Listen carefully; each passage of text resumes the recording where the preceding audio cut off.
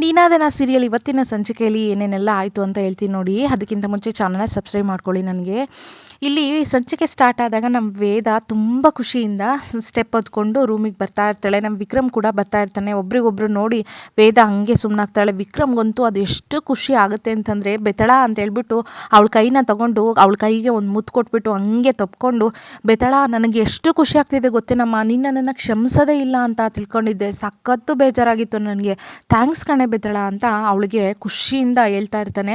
ಅದಕ್ಕೆ ವೇದ ಇದ್ದಳು, ಆಯಿತಾ ಕೆಂಪಣ್ಣನಿಗೆ ಹೊಡೆದಿದ್ದು ಅಂತ ಅಂತಾಳೆ. ಮತ್ತೆ ನೀನು ನನ್ನನ್ನು ಮಾತಾಡ್ಸೋದು ಬಿಟ್ಟಿದ್ದಕ್ಕೆ ಸಖತ್ತು ಕೋಪ ಬಂದಿತ್ತು, ಆ ಸಿಟ್ಟನ್ನೆಲ್ಲ ಅದ್ರ ಮೇಲೆ ತೀರಿಸ್ಬಿಟ್ಟೆ, ಇವಾಗ ಕಡಿಮೆ ಆಯಿತು ಅಂತ ಅಂತಾಳೆ. ಅಷ್ಟೇ ಕಣೋ, ಎಲ್ಲದಕ್ಕೂ ಹೊಡೆಯೋದು ಬಡಿಯೋದು ಒಂದೇ ಪರಿಹಾರ ಅಲ್ಲ, ಆದರೂ ನಂದು ತಪ್ಪಿದೆ ಅಂತ ಅಂತಾಳೆ. ಯಾಕೆ ಬೆತಾಳ, ನಿಂದು ಯಾಕೆ ತಪ್ಪು ಅಂತ ನಮ್ಮ ವಿಕ್ರಮ್ ಕೇಳಿದಾಗ, ಇಲ್ಲ ನಾನು ಆ ಥರ ಸಿಚುಯೇಷನಲ್ಲಿ ನಿನ್ನ ಹತ್ರ ಪ್ರಾಮಿಸ್ ಮಾಡಿಸ್ಕೊಂಡ್ಮೇಲೆ ನಿನ್ನನ್ನು ಒಂಟಿಯಾಗಿ ಬಿಡಬಾರ್ದಿತ್ತು, ನಾನು ನಿನ್ನ ಜೊತೆ ಇದ್ದು ಈ ಥರ ಮಾಡಬಾರ್ದು ಆ ಥರ ಮಾಡಬಾರ್ದು ಅಂತ ನಿನಗೆ ಗೈಡ್ ಮಾಡಿದರೆ ನೀನು ಆ ಥರ ಮಾಡ್ತಾ ಇರಲಿಲ್ಲ ಅನಿಸುತ್ತೆ, ನಂದು ತಪ್ಪು, ನೀನು ನನ್ನನ್ನು ನೋಡಿದ್ಮೇಲೆ ಹೊಡೆಯೋದು ಬಿಟ್ಟಿದ್ದು, ಸೊ ನಾನು ಯಾವಾಗಲೂ ನಿನ್ನ ಜೊತೆ ಇದ್ದಿದ್ರೆ ನೀನು ಆ ಥರ ಮಾಡ್ತಿರ್ಲಿಲ್ವೇನೋ ಅಂತ ವೇದ ಅಂತಾಳೆ. ಇಲ್ಲ ಬೇತಾಳ, ನಾನು ನಿನಗೆ ಮಾಡಿರೋ ಪ್ರಾಮಿಸ್ನ ಮರ್ತಿರಲಿಲ್ಲ, ಆದರೆ ಅಪ್ಪನ ಬಾಯಲ್ಲಿ ರಕ್ತ ನೋಡಿ ಮಗನಾಗಿ ನನ್ನ ಕರ್ತವ್ಯನ ಮಾಡಿದೆ ಅಷ್ಟೇ, ನನಗೆ ಸುಮ್ಮನಿರೋಕ್ಕಾಗಲಿಲ್ಲ ಬೇತಾಳ, ಅದನ್ನು ಬಿಟ್ಟರೆ ನಿನಗೆ ನಾನು ಮಾಡಿರೋ ಪ್ರಾಮಿಸ್ನ ನಾನು ಉಳಿಸ್ಕೊತೀನಿ, ನೀ ಬೇರೆ ಯಾರಿಗೂ ನಾನು ತೊಂದರೆ ಕೊಟ್ಟಿಲ್ಲ, ಅದು ಅಲ್ಲದೆ ಬೆಳಗ್ಗೆ ಎದ್ದಿದ ತಕ್ಷಣ 100 ಸಲ ನೆನೆಸ್ಕೋತೀನಿ, ನಾನಿವತ್ತು ಯಾರಿಗೂ ಹೊಡಿಬಾರ್ದು, ಕೈನ ರಕ್ತ ಮಾಡ್ಕೋಬಾರ್ದು, ನಾನು ರೌಡಿಸಮ್ ಇಳಿಬಾರ್ದು ಅಂತ, ನಾನು ಖಂಡಿತ ನಿನ್ನ ಪ್ರಾಮಿಸ್ನ ಉಳಿಸ್ಕೊತೀನಿ ಬೇತಾಳ ಅಂತ ಅಂತಾಳೆ. ಇದೇನು ನೀರು ಕುಡಿ ಅಂತ ಕೊಟ್ಟಾಗ, ಇದೇನು ಬೇತಾಳ ಇಷ್ಟೊಂದು ಚೆನ್ನಾಗಿದೆ ಸ್ವೀಟಾಗಿದೆ ನೀರು ಅಂತ ವಿಕ್ರಮ್ ಅಂತಾನೆ. ಆಹಾ ಅದೇನು ಪಾನಕ ಅಲ್ಲಪ್ಪ, ಸುಮ್ಮನೆ ಡವ್ ಮಾಡಬೇಡ ಅಂತ ವೇದ ಅಂತಾಳೆ. ಬೇತಾಳ ಕೋಪನ ಬಿಟ್ಟು ನೀನು ಈ ವಿಷಾನ ಕೊಟ್ಟರು ಅದು ತುಂಬ ಸಿಹಿಯಾಗಿರುತ್ತೆ ಬೇತಾಳ ನನಗೆ ಅಂತ ವಿಕ್ರಮ್ ಅಂತಾನೆ. ಇನ್ಮೇಲೆ ಈ ಥರದ್ದೆಲ್ಲ ಏನಾದರೂ ಸಿಚುವೇಶನ್ ಬಂದರೆ ಸುಮ್ಮನೆ ಚಿಕ್ಕ ಗಾಯನ ಕೆರೆದು ದೊಡ್ಡದು ಮಾಡ್ಕೊಳ್ಳೋದು ಬೇಡ ವಿಕ್ರಮ್, ಕೂತು ಮಾತಾಡಿ ಬಗೆಹರಿಸ್ಕೊಂಡ್ರೆ ಆಯಿತು ಅಂತ ನಮ್ಮ ವೇದ ಅಂತಾಳೆ. ಒಂದೇ ಒಂದು ಚಾನ್ಸ್ ಕೊಡು ಬೇತಾಳ, ನಾನು ಇನ್ನು ಮುಂದೆ ಯಾವುದೇ ಕಾರಣಕ್ಕೂ ಈ ಥರ ತಪ್ಪು ಮಾಡಲಿಲ್ದಂಗೆ ನಾನು ಖಂಡಿತ ಅದನ್ನು ಸರಿ ಮಾಡಿಕೊಂಡು ನಡ್ಕೊಂಡು ಹೋಗ್ತೀನಿ ಅಂತ ಅಂತಾನೆ. ಆಮೇಲೆ ಕೈ ಹಿಡಿದು ನಾನು ತುಂಬ ಮಿಸ್ ಮಾಡಿಕೊಂಡೆ ಬೇತಾಳ ನಿನ್ನ ಅಂತ ಅಂತಾನೆ ವಿಕ್ರಮು. ಅದಕ್ಕೆ ವೇದ ಇದ್ದಳು ಕೂಡ, ನಾನು ಅಷ್ಟೇ ವಿಕ್ರಮ್ ನಿನ್ನ ತುಂಬ ಮಿಸ್ ಮಾಡಿಕೊಂಡೆ ಅಂತ ಅಂದಾಗ ವಿಕ್ರಮು ನಿಜವಾಗ್ಲೂ ಅಂತ ಅಂತಾನೆ. ಇಬ್ಬರು ಕೂಡ ಅದೆಷ್ಟು ಖುಷಿ ಇರುತ್ತೆ ಮುಖದ ಮೇಲೆ ಅಂದರೆ ಅವರಿಬ್ಬರು ಜೋಡಿನ ನೋಡೋಕ್ಕೆ ಒಂದು ಚೆಂದ ಆಗುತ್ತೆ ಇವತ್ತಿನ ಎಪಿಸೋಡಲ್ಲಿ. ಇನ್ನೊಂದು ಕಡೆ ಈ ಗುಲಾಬಿ ಇದ್ದೋಳು ಕಾಫಿನ ತೊಗೊಂಬಂದು ವೀರಂಗೆ ಕೊಡ್ತಾಳೆ. ವೀರ ಇಸ್ಕೊಂಡು ಒಂದೇ ಒಂದು ತುತ್ತನ್ನ ಕುಡಿದು ಆ ಕಾಫಿ ಲೋಟನಲ್ಲಿ ಇಟ್ಟು ಪಟಾರ್ ಅಂತ ಕೆನ್ನೆಗೆ ಹೊಡೆದ್ಬಿಡ್ತಾನೆ. ಕಾಫಿನ ಇದು ಕಲ್ಗಚ್ಚಿದ್ದಂಗಿದೆ, ನೀವೊಂದು ಕಾಫಿನೂ ಮಾಡೋಕ್ಕೆ ಬರಲ್ವಾ ಅಂತ ಗುಲಾಬಿ ಕೆನ್ನೆಗೆ ಹೊಡಿತಾನೆ. ಆವಾಗ ಅಲ್ಲ ಕಣೋ, ನನಗಂತೂ ಅವಮಾನ ಸಹಿಸಿ ಸಾಕಾಗೋಗಿದೆ, ಕಾಫಿ ಚೆನ್ನಾಗಿಲ್ಲ ಅಂತ ಕೆನ್ನೆಗೆ ಹೊಡಿಯೋದ ಅಂತ ಗುಲಾಬಿ ಅಂತಾಳೆ. ಅಷ್ಟೊತ್ತಿಗೆ ನಮ್ಮ ವೇದ ಅದನ್ನು ನೋಡಿ ಬರ್ತಾಳೆ. ಅಲ್ಲ ಬಾವ, ಅವಳಿಗೇನಕ್ಕೆ ನೀವು ಕೆನ್ನೆಗೆ ಹೊಡಿಯೋದು, ಕಾಫಿ ಚೆನ್ನಾಗಿಲ್ಲ ಅಂದರೆ ಇನ್ನೊಂದ್ಸರಿ ಮಾಡಿಕೊಡು ಅಂತ ಕೇಳಿ ಅವಳು ಕೊಡ್ತಾಳೆ. ಅವಳು ಈ ಥರ ಅಡುಗೆ ಮಾಡೋಕ್ಕೆ, ಈ ಥರ ಕಾಫಿ ಮಾಡೋಕ್ಕೆ ಬರಲ್ಲ ಅಂತಂದಮೇಲೆ ಮನೆ ಬಿಟ್ಟು ಹೋಗಬೇಕು, ಬೇರೆ ಯಾರು ಸಿಗಲಿಲ್ವಾ ನಿನಗೆ ಮನೆ ಕೆಲಸದವರಿಗೆ ಅಂತ ವೀರ ಅಂತಾಳೆ.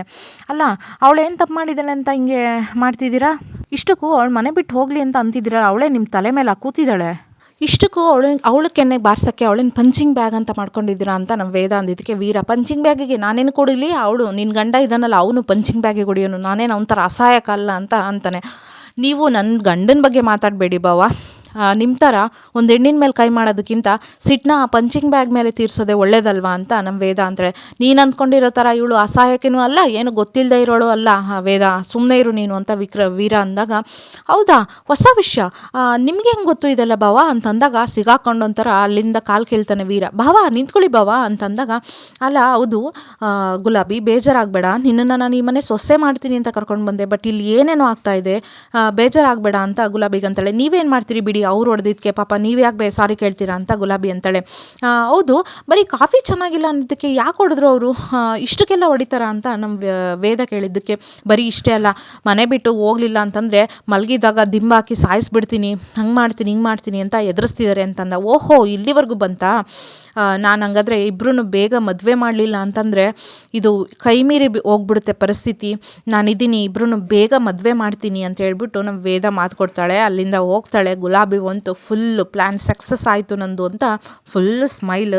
ಈ ಕಡೆ ದಾಮೋದರ ಅಲ್ಲಿ ಸುಮ್ಮನೆ ಕೂತಿರ್ತಾನೆ. ಅಲ್ಲಿಗೆ ನಮ್ಮ ವಿಕ್ರಮ್ ಬರ್ತಾನೆ. ಪಾಪ ನನ್ನನ್ನು ಕರೆದ್ರಂತೆ ಅಂತ ಹೇಳ್ಬಿಟ್ಟು, ಹೌದು ವಿಕ್ರಮ್ ಕೂತ್ಕೋ, ಇವಾಗ ನೆಕ್ಸ್ಟು ಏನು ಮಾಡಬೇಕು ಅಂತ ಅಂದ್ಕೊಂಡಿದ್ಯಾ ಅಂತ ಅಂದಾಗ, ಇನ್ನೊಂದು ಸರಿ ಫೈನಲ್ ಆಗಿ ಹೇಳು, ನಾನು ಇನ್ನೊಂದು ಸರಿ ಕರಿತಿದ್ದೀನಿ, ನಮ್ಮ ರೌಡಿಸಮ್ಗೆ ನೀನು ಬರಲ್ವಾ ಅಂತ ಕರೆದಾಗ, ನೀವು ಒಂದು ಸರಿ ಅಲ್ಲ 100 ಸರಿ ಕರೆದ್ರೂ ನಾನು ಬರಲ್ಲ ಅಂತ ವಿಕ್ರಮ್ ಅಂತಾನೆ.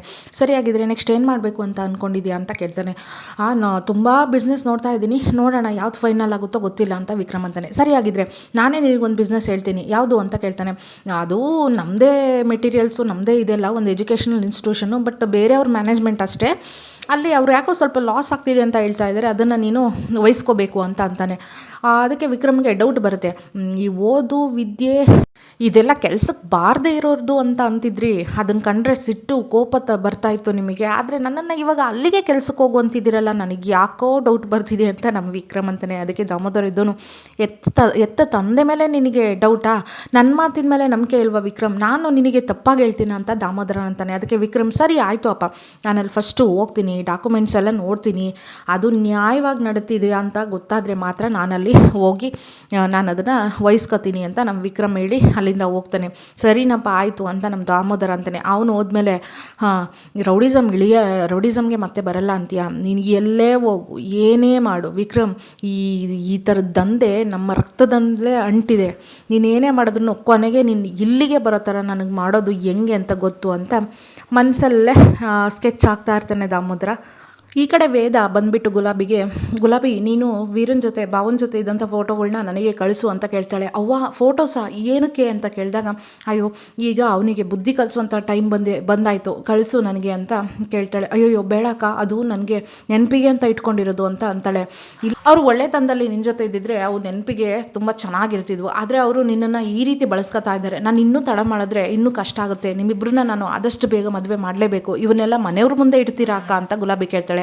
ಹೌದು, ಮತ್ತು ಬೇರೆ ದಾರಿ ಇಲ್ಲ, ಮನೆಯವ್ರಿಗೆಲ್ಲ ನಾನು ಇದನ್ನು ತೋರಿಸ್ಲೇಬೇಕು ಅಂತ ಅಂತಾಳೆ. ಅಕ್ಕ ನೀವು ತುಂಬ ಪುಣ್ಯವಂತರು, ನೀವು 2 ದಿನ ವಿಕ್ರಮ್ ಅವ್ರನ್ನ ಮಾತಾಡಿಸ್ಲಿಲ್ಲ ಅಂದಿದ್ದಕ್ಕೆ ಅವ್ರು ಎಷ್ಟು ಚಡ್ಪಡಿಸಿದ್ರು ಗೊತ್ತಾ, ನೀವು ತುಂಬ ಪುಣ್ಯವಂತರು, ಆದರೆ ನನಗೆ ನನ್ನ ಹಣೆ ಬರೋದಲ್ಲಿ ಆ ಥರದ್ದು ಬರ್ದಿಲ್ಲ ಅಂತ ಅಂತಾಳೆ. ನೀನು ಖುಷಿಯಾಗಿರೋದು ಕಾಲ ಹತ್ರ ಬಂದೇ ಬರುತ್ತೆ, ನಾನು ಆ ಥರ ಮಾಡ್ತೀನಿ, ನೀನು ಫೋಟೋಸ್ ಎಲ್ಲ ಕಳಿಸು, ಅಲ್ಲದೆ ಒರಿಜಿನಲ್ ಫೋಟೋಸ್ನ ತುಂಬ ನೀಟಾಗಿ ಇಟ್ಕೋ, ಸಾಕ್ಷಿಗೆ ಬೇಕಾಗುತ್ತೆ ಅಂತ ಹೇಳ್ಕೊಟ್ಟು ಅಲ್ಲಿಂದ ಹೋಗ್ತಾಳೆ. ಗುಲಾಬಿಗಂತೂ ಫುಲ್ ಖುಷಿಯಾಗುತ್ತೆ. ಆಮೇಲೆ ನಮ್ಮ ವೇದ ಆ ಫೋಟೋಸ್ನೆಲ್ಲ ತಗೊಂಡೋಗಿ ಅಲ್ಲಿ ಬಾಲ ಮುನ್ನನ ಹತ್ರ ತೋರಿಸ್ತಾ ಇರ್ತಾಳೆ. ನಮ್ಮ ಬಾಲ ಇದ್ದೋನು, ವೀರಣ್ಣನ ವೀರಣ್ಣನೇ ಅಂತ ವೇದ ಅಂತಾಳೆ. ಮುನ್ನ ಇದ್ದೋನು, ಇದೇನದಕ್ಕೆ ಇದು ವೀರಣ್ಣನ ನಾವೇನಾದರೂ ರಾಮ ಅಂತ ಅಂದ್ಕೊಂಡಿದ್ವಿ, ಇವ್ನು ನೋಡಿದ್ರೆ ಮನೆ ಕೆಲಸದ ಲಕ್ಷ್ಮಿ ಜೊತೆನೇ ಅಂತ ಅಂತಾನೆ. ಅವಳ ಹೆಸರು ಲಕ್ಷ್ಮಿ ಅಲ್ಲ ಗುಲಾಬಿ ಅಂತ. ಅಂದರೆ ಗುಲಾಬಿ ಅಂತನಾ, ಮತ್ತು ನಮ್ಮ ಹತ್ರ ಯಾಕೆ ಲಕ್ಷ್ಮಿ ಅಂತ ಅಂದಿದ್ದು? ನಿಮ್ಮಣ್ಣ ವೀರನಿಂದ ಆ ಲಕ್ಷ್ಮಿಗೆ ಮೋಸ ಆಗಿದೆ, ಅದಕ್ಕೆ ಅವಳಿಗೆ ನ್ಯಾಯ ಕೊಡಿಸ್ಬೇಕು ಅಂತ ನಾನೇ ಅವಳನ್ನ ಮನೆ ಕೆಲಸಕ್ಕೆ ಕರ್ಕೊಂಡು ಬಂದೆ. ಸುಮ್ಮನೆ ಎಲ್ಲೋ ಹೊರಗಿದ್ರೆ ಸಾಯಿಸ್ತೀನಿ ಅಂತ ನಿಮ್ಮಣ್ಣ ಬೆದರಿಸ್ತಿದ್ದಾನಂತೆ, ಅದಕ್ಕೆ ನನ್ನ ಕಣ್ಣು ಮುಂದೆ ಏನಾದರೂ ಇದ್ದರೆ ಅವಳನ್ನ ಸೇಫಾಗಿ ಇಡ್ಬೋದಲ್ವ ಅಂತ ನಮ್ಮ ಮನೆಗೆ ಕೆಲಸಕ್ಕೆ ಕರ್ಕೊಂಡು ಬಂದಿದ್ದೀನಿ. ಈಗ ದಿನ ಹೊಡೆಯೋದು ಬಡಿಯೋದು, ಮನೆ ಬಿಟ್ಟು ಹೋಗಿಲ್ಲ ಅಂದರೆ ಸಾಯಿಸ್ತೀನಿ ಅಂತ ಬ್ಲ್ಯಾಕ್ ಮೇಲ್ ಮಾಡ್ತಿದ್ದಾನೆ, ಅದಕ್ಕೆ ನಾವೆಲ್ಲ ಸೇರಿಕೊಂಡು ಅವಳಿಗೆ ನ್ಯಾಯ ಕೊಡಿಸ್ಬೇಕು, ನನಗೆ ನೀವು ಹೆಲ್ಪ್ ಮಾಡಬೇಕು ಅಂತ ವೇದ ಕೇಳ್ತಾಳೆ. ಹೇಳಿ ಅದಕ್ಕೆ ಏನು ಹೆಲ್ಪು ಅಂತ ಅಂತಾರೆ. ನನಗೆ ಒಂದು ಪೆನ್ ಡ್ರೈವ್ ಬೇಕು ಅಂತ ಹೇಳ್ಬಿಟ್ಟು ಏನೇನೋ ಸ್ವಲ್ಪ ಪ್ಲ್ಯಾನ್ನ ಹೇಳ್ಕೊಡ್ತಾಳೆ. ಅದಕ್ಕೆ ಇದೆಲ್ಲ ಮಾಡಿದ್ವಿ ಅಂತಂದರೆ ಸುಮ್ಮನೆ ರಿಸ್ಕ್ ಅಲ್ವಾ, ಅದಕ್ಕೆ ಅಪ್ಪಂಗೆ ಗೊತ್ತಾದರೆ ಸಾಯಿಸಿಬಿಡ್ತಾರೆ, ಅಪ್ಪಂಗೆ ನಿಮ್ಮ ಹೆಸ್ರು ಗೊತ್ತಾಗೋ ಥರ ನಾನು ಮಾಡಲ್ಲ, ಅದೇನೇ ಕಷ್ಟ ಬಂದರೂ ನಾನು ಮುಂದೆ ನಿಲ್ತೀನಿ, ಆದರೆ ನಿಮ್ಮಿಬ್ಬರ ಹೆಸ್ರನ್ನ ನಾನು ತರಲ್ಲ ಆಯಿತಾ ಅಂತ ಪ್ರಾಮಿಸ್ ಮಾಡ್ತಾಳೆ. ಹಂಗಾದರೆ ಓಕೆ ಬಿಡಿ, ಅದಕ್ಕೆ ನೀವೇನೋ ಟೆನ್ಷನ್ ತೊಗೊಬಿಡಿ, ನೀವು ಹೇಳಿರೋ ಎಲ್ಲ ಪ್ಲ್ಯಾನು ನಾವು ಮಾಡ್ತೀವಿ ಅಂತ ಹೇಳ್ಬಿಟ್ಟು ಬಾಲ ಮುನ್ನ, ಪಾಪ ನೀವು ಇಷ್ಟೊಂದು ಒಂದು ಹೆಣ್ಣಿಗೆ ಮೋಸ ಆಗದಿರ ಅವಳಿಗೆ ನ್ಯಾಯ ಸಿಗಬೇಕು ಅಂತ ಇಷ್ಟೊಂದು ಹೋರಾಡ್ತಿದ್ದೀರಾ, ಇದರಲ್ಲಿ ನಾವಿಬ್ಬರು ಭಾಗಿಯಾಗ್ತೀವಿ ಅದಕ್ಕೆ ಅಂತ ಹೇಳ್ಬಿಟ್ಟು ಇಬ್ಬರು ಕೂಡ ಅವಳಿಗೆ ಪ್ರಾಮಿಸ್ ಮಾಡ್ತಾರೆ. ದಾಮೋದರ್ ಬೆಳಗ್ಗೆ ಈ ಗೂಬೆಗಳ ಮುಖ ನೋಡಿ ಬೆಳಗ್ಗೆಯಿಂದ ಏನು ಕೆಲಸ ಆಗ್ತಾನೆ ಇಲ್ಲ ಅಂತ ಅಲ್ಲಿ ಹಾಲಿಗೆ ಬಂದು ಕೂತ್ಕೊತಾನೆ. ಅಲ್ಲಿ ವೇದ, ಶಕುಂತಲ ಮನೆಯವರು ಎಲ್ಲರೂ ಇರ್ತಾರೆ. ಬಾಲ ಮತ್ತು ಮುನ್ನ ಅದಕ್ಕೆ ಅಂತ ಓಡ್ಕೊಂಡು ಬರ್ತಾರೆ. ಏನೋ ಆಗಿದೆ ನಿಮಗೆ ಅಂತ ದಾಮೋದರ ಅಂತಾನೆ. ಟಿ ವಿ ರಿಮೋಟ್ ಹೇಳಿ ಪಪ್ಪ ಅಂತ ಹೇಳ್ಬಿಟ್ಟು, ಅದು ನಮ್ಮ ಫ್ಯಾಮಿಲಿ ಮ್ಯಾಟ್ರೆಲ್ಲ ಅಲ್ಲಿ ನ್ಯೂಸ್ ಚಾನಲಲ್ಲಿ ಲೀಕಾಗಿ ಹೋಗ್ಬಿಟ್ಟಿದೆ, ಫ್ಯಾಮಿಲಿ ಮ್ಯಾಟ್ರ ಅಂತ ದಾಮೋದರ ಅಂತಾನೆ. ಪಪ್ಪ ನ್ಯೂಸ್ ಚಾನಲ್ ಹಾಕಿ ಪಪ್ಪ ಅಂತೇಳಿ ನ್ಯೂಸ್ ಚಾನಲ್ ಹಾಕಿದ್ರೆ ನೋಡಿದ್ರೆ ಈ ನಮ್ಮ ವೀರ ಗುಲಾಬಿ ಫೋಟೋಸು ನ್ಯೂಸ್ ಚಾನಲ್ಲಿ ತುಂಬ ಹರಿದಾಡ್ತಾ ಇರ್ತವೆ. ಅದು ಎಷ್ಟು ಕೋಪ, ಅದೆಷ್ಟು ಶಾಕ್ ಆಗುತ್ತೆ ನಮ್ಮ ದಾಮೋದರಂಗೆ, ವಿಕ್ರಮ್ಗೆ, ಮನೆಯವ್ರಿಗೆಲ್ಲ. ಅಂದರೆ ವೀರ ಮಾತ್ರ ಗುಲಾಬಿನ ಸಾಯಿಸ್ಬಿಡೋ ಥರ ನೋಡ್ತಾ ಇರ್ತಾನೆ. ಇದಿಷ್ಟು ನೋಡಿ ಇವತ್ತಿನ ಸಂಚಿಕೆ. ಮುಂದಿನ ಸಂಚಿಕೆಯಲ್ಲಿ ದಾಮೋದರನ ಕೋಪ ವೀರನ ಮೇಲೆ ಅದು ಏನೇನಾಗುತ್ತೆ, ಸೊಸೆ ಅಂತ ಗುಲಾಬಿನ ಒಪ್ಕೊಂತನ ಏನೇನಾಗುತ್ತೆ ಅಂತ ಮುಂದಿನ ಸಂಚಿಕೆಯಲ್ಲಿ ಹೇಳ್ತೀನಿ. Thank you so much, bye.